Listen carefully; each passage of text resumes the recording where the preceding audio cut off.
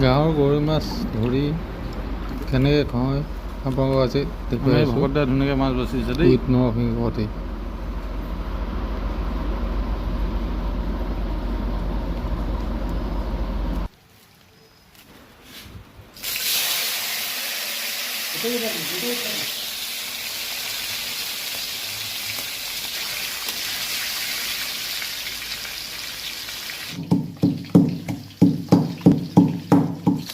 নটংকি বেছি হৈছে তাক মৰম কৰা।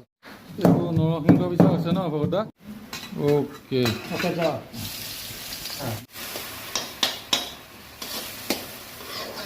এইটো ধুনীয়া আছে।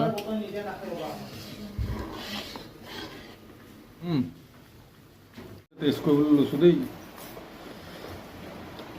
এইটো